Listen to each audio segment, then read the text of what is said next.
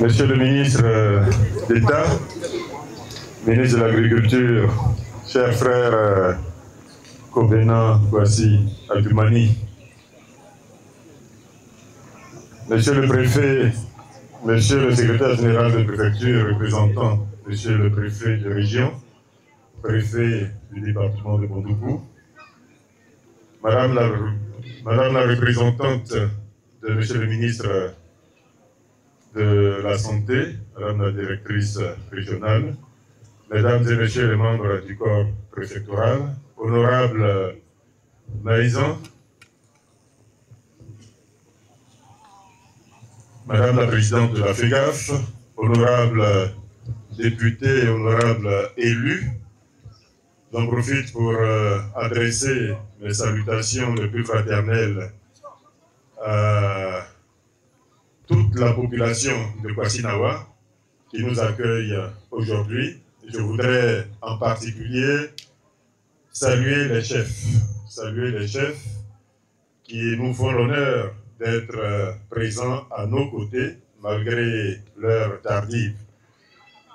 Je remercie également la population qui a tenu à être présente malgré le début fortement retardé de cette cérémonie, pour les raisons qui ont été expliquées tout à l'heure.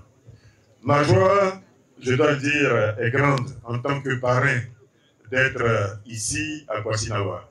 Je vous rassure, je serai relativement court dans mon propos. Ma joie est grande d'être à Kwasinawa pour 2-3 raisons. La première, c'est venir soutenir des frères. C'est venir soutenir l'action qui est menée ici par des personnes qui ont de l'estime et de la considération pour moi et pour qui j'ai également beaucoup d'estime et de considération. Je voudrais commencer par saluer très chaleureusement, très sincèrement, très fraternellement le ministre d'État, Abdoumani, que je vous prie d'acclamer parce que c'est votre frère, c'est votre fils, parce que vous avez la chance d'avoir ici une personnalité d'exception. Une personnalité dont les valeurs, les qualités sont reconnues au niveau national. C'est une chance. Ce matin, j'ai longuement parlé de lui et comme je veux être bref, je vais malheureusement devoir écourter mon propos le concernant. Tout ce que je peux dire, cher frère, c'est te remercier. Te remercier d'être ce que tu es. Te remercier d'être ce que tu es aux côtés du président Alassane Ouattara. Parce que je sais ce que votre frère, votre fils, ce qu'il représente pour le président Alassane Ouattara. Et je sais ce qu'il représente également pour notre organisation politique. Parce que, justement, il a des qualités. Il a une vision de l'avenir de ce pays. Il a un rapport avec les populations qui est unique. Et j'ai eu l'occasion de le constater à nouveau ici. Chers frères, tout ce qu'on peut demander. Chez nous, on dit, l'éléphant, quand il naît, il ne faut pas lui souhaiter de grossir. Il faut lui souhaiter seulement de grandir. S'il grandit, forcément, il va grossir. Donc, l'éléphant du Zanzan, je sais que tu es sur la bonne pente. Continue seulement de grandir pour le bonheur de ta région, mais également pour le bonheur de tout notre pays, pour la Côte d'Ivoire, qui a beaucoup d'attachement pour toi. Et je voudrais, après le ministre d'État, saluer l'organisateur, l'initiateur de cette cérémonie. Saluer Kofi Maïzan, l'honorable, pour tout le travail qu'il fait pour vous, population du Contogo, population principalement de sa circonscription électorale. Je sais les efforts qui ont été fournis pour l'organisation de la cérémonie d'aujourd'hui, la cérémonie de ce matin, mais également la cérémonie de ce soir. Je sais son engagement personnel pour que ces deux cérémonies-là soient une réussite. Et je sais tout le travail de lobbying qu'il a dû faire pour que vous ayez aujourd'hui les 35 POP dont il a parlé et le centre de santé intégré qui bientôt va voir le jour ici même à Kwasinawa.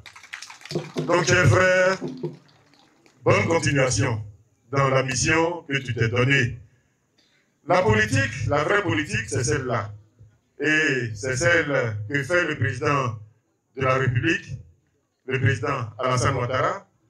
La politique, la vraie politique, c'est celle que fait le Premier ministre Begré Mambé. La politique, la vraie politique, c'est celle que fait ici le ministre d'État Adjumani. Et la politique, c'est celle que font tous les jeunes frères du ministre d'État Adjumani ici. C'est la proximité avec les populations, c'est écouter les populations et c'est apporter des solutions aux problèmes des populations. Et vous avez la chance d'avoir de nombreux fils.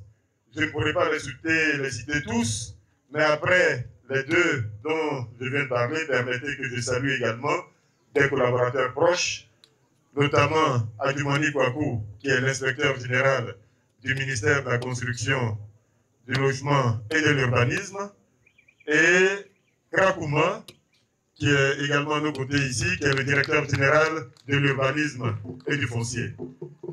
Ils sont dans des missions extrêmement difficiles à nos côtés, et nous sommes dans une mission nationale qui est extrêmement sensible, extrêmement complexe, mais sensible. Et grâce à eux, nous avançons un peu. Il fait tard, malheureusement je ne pourrai pas m'attarder sur tout ce qu'ils font à nos côtés tous les jours, mais je voudrais ici, devant leurs parents, leur dire merci et demander à leurs parents de continuer à les soutenir dans les missions qu'ils exécutent au nom de l'État de Côte d'Ivoire.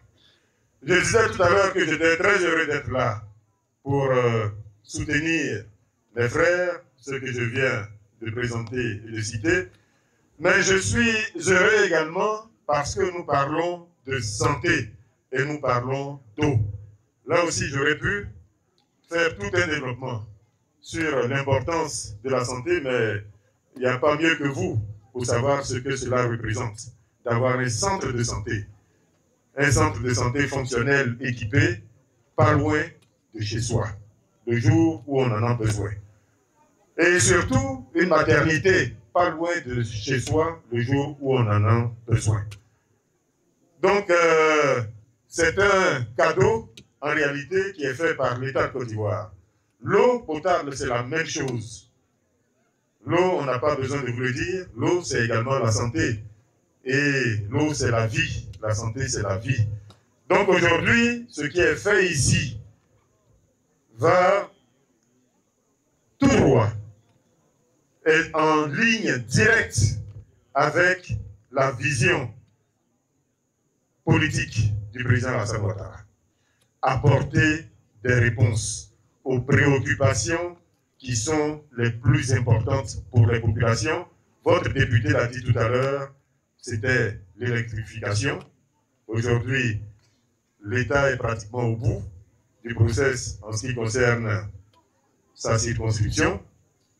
Moi, j'ai l'avantage d'être président d'une région, la région de la Bagoué, et je peux vous en parler. En 2011, nous avions 51 localités électrifiées sur 170.